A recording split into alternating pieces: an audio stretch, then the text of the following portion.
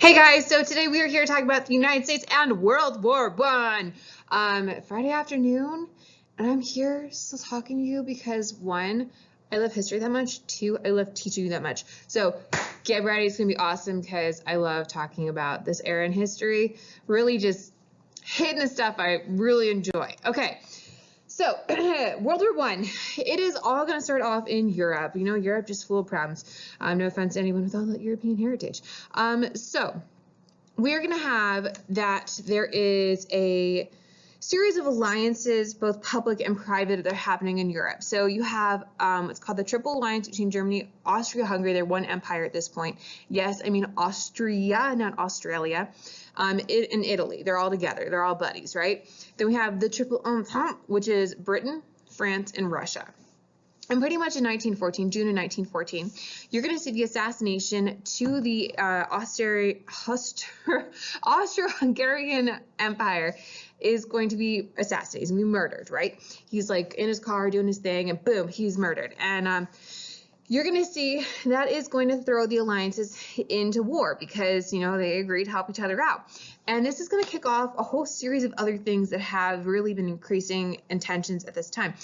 Historians call them the main causes of World War I, aka this is an acronym. MAIN stands for all the different parts. So we have militarism, M. This is the building up of empires. You're going to see in Europe, they are gaining in just size and momentum of how many soldiers they have and the equipment they have and all these things. Alliances, I already talked about that. Buddies that they're having both in public and private of coming and helping them if they go to war. That's the person you call up and be like, hey buddy, I'm going to war. And they'll be like, I got you. I'm going to call up all my soldiers. We're going to fight. It's going to be great. We have imperialism. This has been happening all over the world, and United States low-key involved, but like not as big as Europe. Europe has literally divided up the entire continent of Africa minus Ethiopia, pretty much all of Asia at this point, and has gone anywhere and everywhere. And there has been created a lot of tensions. There has been a lot of fighting, a lot of battling of, no, but mom, he wasn't supposed to get that, right? There's a lot of fighting over the land, who got what, and just intense nationalism, intense pride in your country that you are willing to go to fight and to die because that's what is just best for all of your country. So militarism, alliances, imperialism, nationalism, all coming together. So when the heir is Franz Ferdinand is shot and killed, everyone's like, and they're going to go to war, and it's going to be crazy intense. They think it's only going to last a few months. They're like, we'll be home by Christmas. They were not. You're going to see that we have the increase of new technologies, that we're going to have the use of things like machine guns, high velocity rifles. We're going to see the use of poisonous gas, which is like insanely deadly. It's created by a German scientist. I'm pretty sure he's German. I'm sorry. The technology goes for the Germans. I know that for sure. And it's used in Belgium. It's like wild, the chlorine gas that they're using, like how like intensely it kills people. And they're going to be using trench warfare. So people are fighting in the same spot pretty much all the war. It's intense. And so Europe is all going to war. And the United States is just over here, kind of like Switzerland is just like in the middle of Europe at this point, just like living their life. And the United States is like, hard pass. Like, we don't really care about Franz Ferdinand, and we weren't like allied officially with any of you. Like, we're good. And so we decided to not fight in the beginning of the war because we don't really have a reason to, right? There's nothing there yet that says, hey, go fight the war. But that will change. So we're going to have this moment where we start off in isolationism, right? We're just worried about our own little palm tree, and we're not worried about anything else, okay? We're going to build a wall around ourselves, and we're going to be like, don't care about nobody else. But that is going to change. And that is going to change for a variety of reasons. We're going to have the British naval blockade that is going to be happening, that they are going to be blockading all the ability of our ability to trade with the continent of Europe. Mostly we're concerned with trading on the other side of like Germany and Austria-Hungary and all that, because we were selling weapons to both sides, capitalism at its finest. And so the British are like, hey, you can't do that. And I'm like, wow, we're just trying to make money. That's rude. We're not involved in this. And then you're going to have the Germans who are using their U-boats. That's this thing. They're submarines, and they're just, shooting down any ships that are all around the British Isle. And they 100% warned us, okay? They definitely said, hey, like, we can't tell from below what is what. Like, we're shooting anything down. And we're like, but not us, right? And Germany's like, yeah, like anything that's around there, like, you're not safe. And they're like, cool, but not us. And so that is going to result in the sinking of the Lusitania. And arguably the pilot, what is this, an airplane?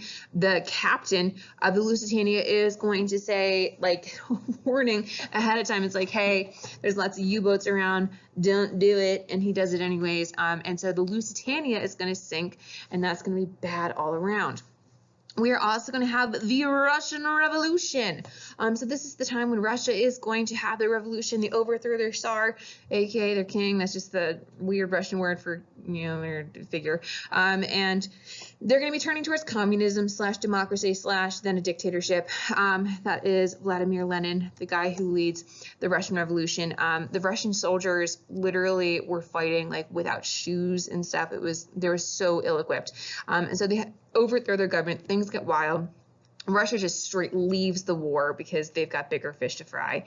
And that is going to create a huge gap in the allies for France and England, right? Because they were relying on the Russian soldiers, because there's just so many of them, to fight in the war. And now they're gone. And then you're going to have this big moment that's going to happen of the Zimmermann telegram, where you're going to have a German minister, Zimmermann, is going to allegedly send a telegram to Mexico. I say allegedly because it is England that finds and decodes this and gives it to us. That, like, I don't know, might be real, might be fake, who knows? Maybe England was like, hey, America, for real, help us out, chlorine gas is wild. And in the telegram it says, from Germany, says, hey, Mexico, more or less, it's obviously more diplomatic terms than that, it's this right here. If you attack the United States and get them involved in World War I, we'll help you fight in the United States to get back all that territory you lost during the Spanish-American War. Spanish-American War, what am I? Pregnancy brain. Is this really a thing already? During the Mexican-American War. So you'll get back New Mexico and Arizona and all these wonderful places. And that's the point that the United States is like, whoa. Like, we were neutral. Now you have blockaded us from being able to trade with people freely. You have shot down our ships. You have sunk a passenger ship full of soldiers, of U.S. citizens. You have the Russian Revolution happening, so our best buddy of England looks like they need help. And then the Zimmermann telegram, like, now you want to attack us to get land back. Sorry, my phone isn't on silent. So that is going to be the moment then we are going to declare war. In April 1917, our president, Woodrow Wilson, is going to go to Congress, and he's going to be like, hey, let's declare war, and Congress is going to agree to it. So then this is when America joins the war in April of 1917. The U.S. Army has fewer than 200,000 soldiers, and so in May, a month after we declare war, we're going to start the draft. And General Pershing, Pershing, is going to lead the American Expeditionary Force. That's just a big fancy name for our soldiers fighting in World War I. And he's going to lead through May of 1918. So we fight for about a year. That's how long we are fighting in World War I. But World War I lasts much longer than that. We're just there for the last year of it. Most of the fighting is going to be done by the French and the British. But we are going to help give kind of the fresh soldier perspective and numbers and, money and all these materials and all these things that, like, we have, and we're fresh, we're young faced and all that. We're going to bring all of that with us, so that we're going to help to kind of tip the scales for them in order to fight. And that is going to help us to force the Germans to retreat back. And then September of 1918, Germany will surrender. And Germany at this point is the only standing figure left on that side of World War I. Austria-Hungary was pretty weak by that point. Italy, honestly, were they a thing even before? Okay, so that is us joining the war. So then we get to our wonderful fighting force. So approximately 4 million American men are going to serve in the U.S. military. About 400,000 African Americans are going to serve. And this is a huge deal for later because you're going to see a lot of African Americans are going to go over and they're going to fight in Europe. And they're going to be like, what the heck? Like, here I'm equal and treated nicely, and it's amazing, and there's no Jim Crow laws, and this is awesome. So you're going to have people that are just going to stay in France and England and live there. And then you're also going to have people who return home, and they're going to be like, hey, I was going to have to go fight and die for this country, for the country that we're all living in. And you're not willing to treat me the same as, you treat any other white person, and that's just like unfair. And this is going to lead to a lot of racial tension and actually racial riots when they get home from the war in 1919 into 1920. And it's going to cause a lot of backlash. Anyways, African Americans are going to be segregated, and there's a lot of racial discrimination in their fighting. About 50,000 U.S. soldiers are killed in action. 63,000 are going to die from disease. There is a influenza pandemic in 1918. Let me put that on silent. This is actually relative to what you guys are seeing in the news right now. I know we are catastrophizing over the coronavirus right now, but that is actually very relatable to the Spanish influenza pandemic of 1918. It was actually the H1N1 virus. I can't remember. It's a huge number of people that are infected worldwide. It's like 300 million.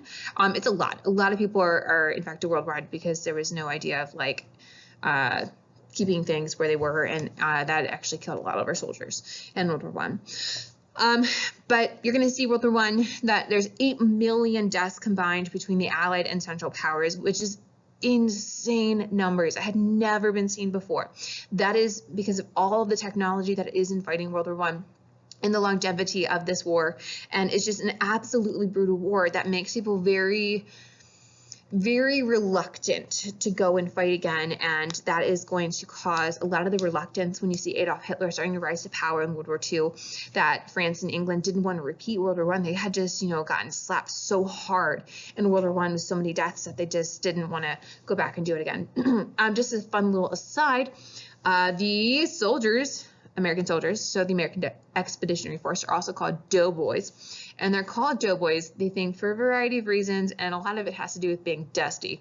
But what I like is the answer, and what I'm going to tell you about, is because they had piping on their uniforms, and it was like white, and when they got rained on in clay, it like turned into like doughy blobs, and it was like all nasty. So they called them doughboys because it looked like doughy blobs, which makes you think they're like the Pillsbury Doughboy. Anyways, okay, so analysis question. I want you to now think about the things I talked about of all the different things that happened before we went and declared war. What do you think is a turning point for the U.S. to enter World War I? That is up to you to tell me which one you think it is and why. Okay, so America and the home front. The home front just refers to what we're doing here at home in order to help the war, or what's just going here in general. So we have mobilizing the economy. So U.S. companies are going to sell grain, weapons, and manufacture items to send to Europe. Capitalism at its finest, baby. We are just like, remember how I talked about, we talked about industrialization, how like we used to be the China of the world. Yeah, that's really working out nicely during World War I when we're just making all this stuff. So you're also going to see U.S. banks are, why do I say it like that? Banks are lending money to other nations who are giving out loans to help them fight.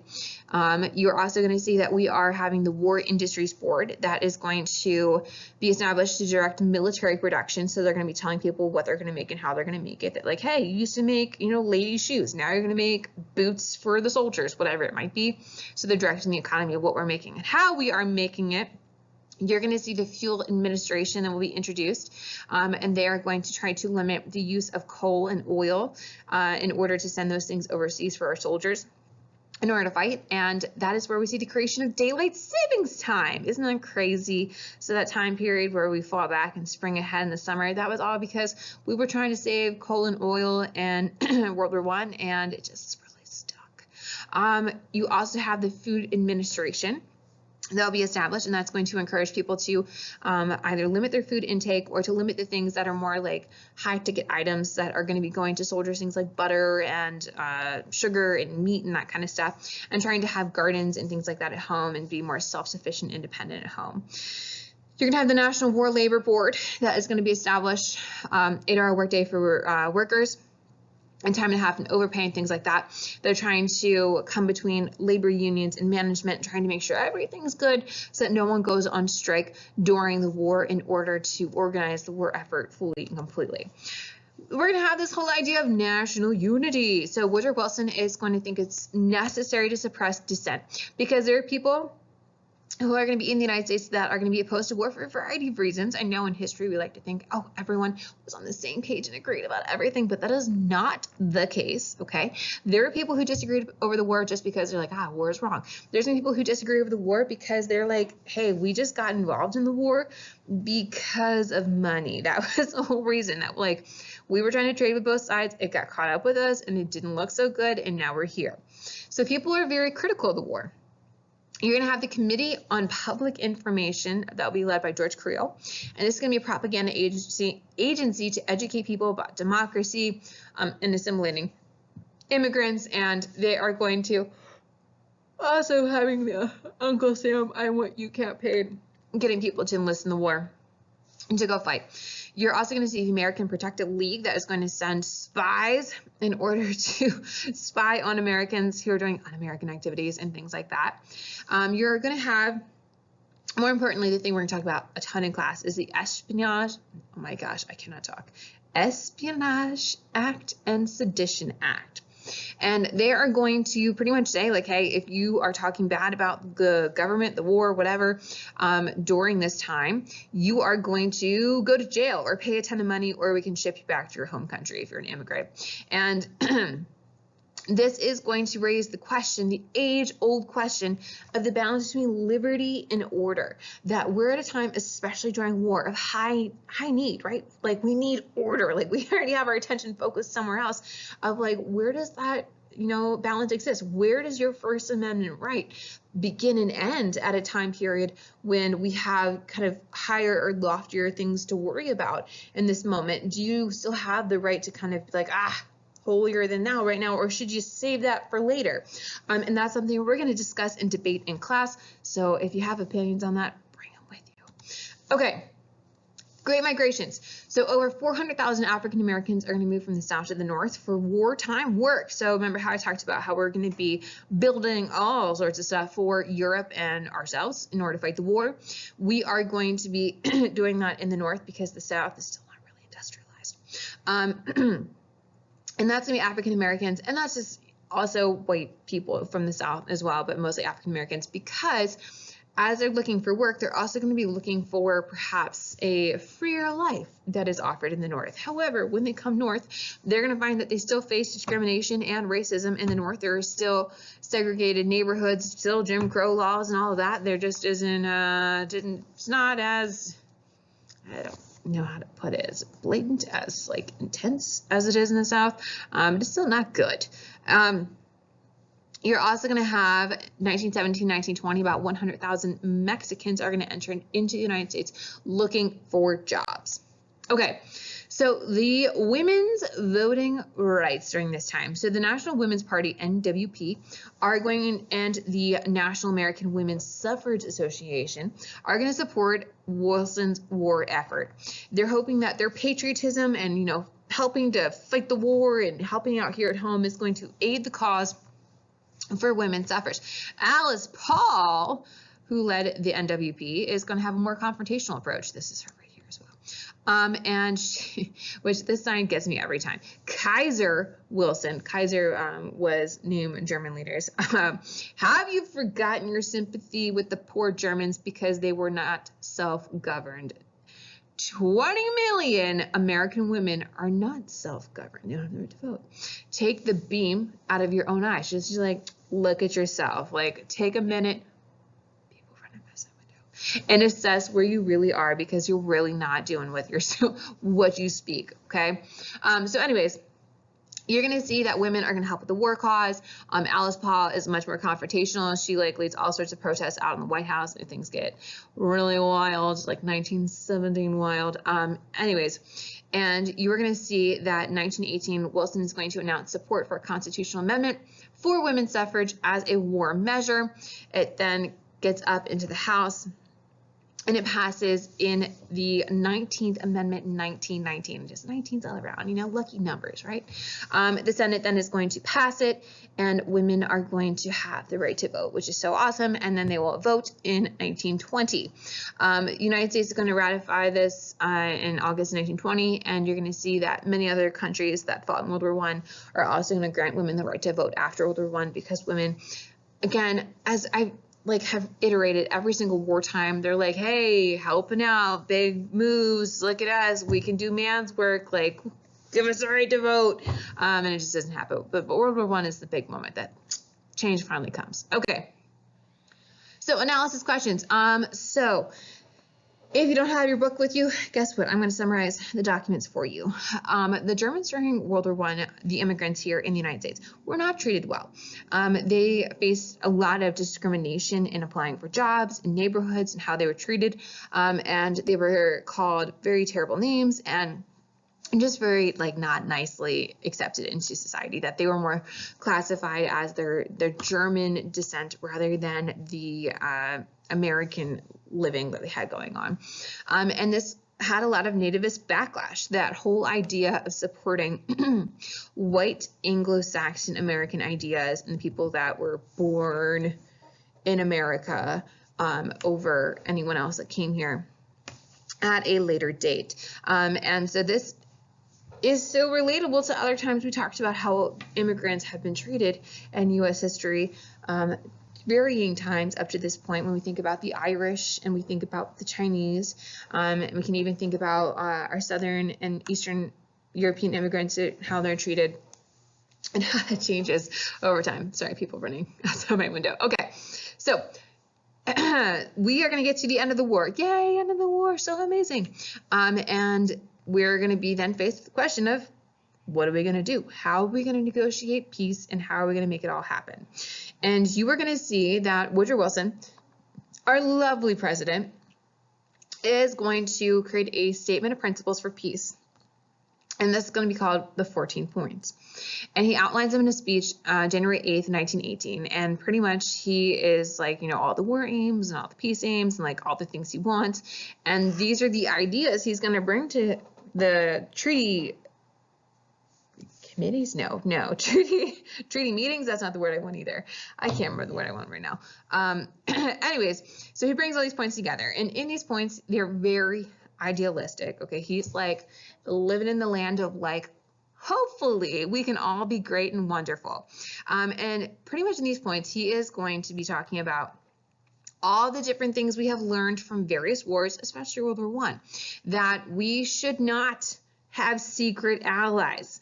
And he's like, you know what else? We also shouldn't take over countries after we win a war. Don't give territory away that's really terrible. And he's like, we should create these countries, make sure people have these things, and that land is where it should be, and everything's good, that we're more focused on national security, that we're more focused on making sure people have sovereignty within their nations, that we make sure we respect each other, that Belgium is evacuated and Alsace-Lorraine is all good, and that the Rhineland still goes to Germany, and that Poland gets to be a thing, and Italy's borders are good, and everyone should be happy and wonderful. And he goes through all these points, and it's just very idealistic. Everyone feels so good about themselves, right?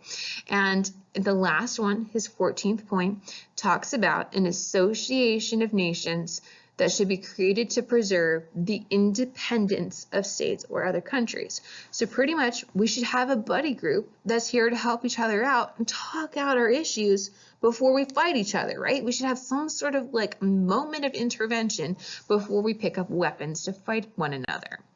So this is called the League of Nations. So when Woodrow Wilson goes to the Treaty of Versailles conference and all that, you're going to see that the League of Nations is the only thing from all 14 of his points that France and England, because they're the only ones whose opinions are mattering, well, in the United States-ish, in the creation of the Treaty of Versailles. And the League of Nations is the only thing that they get on board with. So this is going to be an international organization that's founded in 1919 to promote world peace. And its job is to have this kind of mediation before things blow up, right? Literally and figuratively. That 40 nations are joining together, that like, hey, if, you know, the Archduke of Franz Ferdinand is assassinated and Austria-Hungary has an issue with that and Serbia has an issue with that, maybe we bring them together in a room and we talk about it and we work out a solution before we dig trenches and, you know, all go to war. So this is going to be an issue for later that I'll talk about more in a second. Okay. It's just a side note about Versailles. It's like this super bougie castle outside of Paris that if you ever in your lifetime have the opportunity to visit, I highly recommend. It is insane in the membrane. This is like at the peak of France being its Frenchest, like most exotic, like fanciest self. Really insane. But this is about ish where we were going to be having our talks about ending the war. So we get to the Treaty of Versailles. We're going to have what's called the Big Three. The Big Three is Woodrow Wilson for the United States. And his big deal is peace without victory. Like literally that's his like little catchphrase. And 14 points, that's the basis of his whole idea and what he wants. Lloyd George, who is for Britain, wants to smash Germany's face into the dirt. Like he's like, even though we always forget Austria-Hungary is the one who started it all, okay? Germany was the actual fighting force who actually had the ability to fight World War I, though, you know, super organized, and actually had the soldiers and stuff. Anyways, so that he wants to just smash their face in the dirt, make them pay for it. And he wants, you know, Britain to like be like all conquering victor and win after World War I. France, Georges Clemenceau, nicknamed the Tiger, so like one of the few times in France's history when they have someone who's really fierce. Also intensely anti-German, and he wants to weaken Germany because he's like, they're right next door to us. Let's make them super not scary anymore. And so the Treaty of Versailles is going to end up being intensely brutal. It is going to force Germany to take the blame for World War I completely. This is also an acronym, right? BRAT. It's going to force them to pay reparations. It's going to force them to pay back the Allies 6.6 million pounds, aka I can't remember how much that is in dollars. It's a lot in dollars, in modern dollars, but it's just like an insane amount of money. And the other thing too is you have to remember that one, Germany is not the only one who's fighting on this side, and they weren't the one who started it. Two, Germany also has to rebuild their entire nation and do a whole thing, and like they had people who also died, and now we have to pay these huge war reparations, and we have to rebuild our economy. That's bananas. Three, their army is going to be reduced insanely. It's going to be reduced down to 100,000 men. They can't have tanks. They can't have submarines. They can't have an air force. They can only have 6 ships in their navy. Like, it is embarrassingly, just like they're just trying to make them feel not good about themselves. And lastly, territory. So we have blame, we have reparations, we have army, and then we have territory. Brat. This is going to be when Germany is going to lose some of its land, and they're going to create like Poland and stuff like that. They're going to lose some of their land to France, Belgium, Poland, Czechoslovakia, and the League of Nations. There's going to be certain pieces of land that are like picked off from Germany and taken other places and just, you know, dissected and given away. And that is going to include the highly contentious area of Alsace and Lorraine, which is like been a territory that is battled over between France and Germany for a long time. But it also includes the Rhineland. The Rhineland is like this industrial heartland of Germany. So now they have to pay everything back. They have to rebuild their country, and their industrial heartland is taken away. So, you know, not good. Not good. But the League of Nations is going to be in the Treaty of Versailles. So this treaty is going to be brought back to the United States by Woodrow Wilson. Woodrow Wilson is going to, you know, like, yeah, okay, well, I guess, you know, I got the League of Nations, so we'll bring this back. And This is going to be brought back because Congress has to approve it, right? That's how the government works. And Congress is, and remember, Woodrow Wilson did not get what he wanted. He did not get this whole idea piece of that victory. He did not, like, none of the land things got followed. Like, nothing of what Woodrow Wilson wanted happened. But one thing, the League of Nations, the 1/14th point got accepted, right? So, like, you have one win out of 14. You're going to hold on to it. So he brings it back to Congress. And Congress says, listen, this treaty's fine and whatever. We don't care. Smash Germany's face in the dirt. Not a big deal. He said, but this League of Nations thing, we don't know about it. We're really nervous that the League of Nations is going to be able to call up our army whenever they feel like it. And Woodrow Wilson can't let it go, right? Woodrow Wilson got his one thing, and so he just can't relinquish it. He got the one win, and he's just holding on to it. And so he's going to go on a talking tour all across the United States, telling people about the Treaty of Versailles and the League of Nations and how amazing it is. And Henry Cabot Lodge, Wilson's arch nemesis in Congress, is going to be going against him and whipping votes to go the opposite way. That ultimately, Wilson cannot compromise. He cannot gain the support he needs. And the treaty is going to be rejected in Congress. We never passed the Treaty of Versailles. We never joined the League of Nations. And this is going to change the whole tone and moving forward as a nation. I love this so much because this, I feel like, validates so many different views that were in Congress over this, that you're going to see all these different ideas of like what they want out of the treaty and what they think about the League of Nations and how they are with it and all of that. And like not everyone can be pleased. And Woodrow Wilson was unwilling to compromise. And then boom, it's dead. Okay. So the League of Nations without the United States. I feel like this cartoon sums it up perfectly. That you're going to see good old Uncle Sam off to the side, just, smoking a cigarette, enjoying life, kicking back, right? But we're missing this keystone, right? Why did that go down there? We're missing the keystone of the United States. We're missing this key part in the bridge existing and not collapsing, that we helped to create it and we're not going to be part of it. And that, I think there's one other. Actually, I can look at it right now. I have the paper in front of me. So the tone for the United States moving forward, that like if we're not passing the Treaty of Versailles, we're not joining the League of Nations, how do you think our interaction with countries all over the world, especially Europe, is me moving forward? That if we're pretty much saying hard pass on all of it, like how do you think that means how we're going to interact with countries and like how much intervention we're going to have in the future?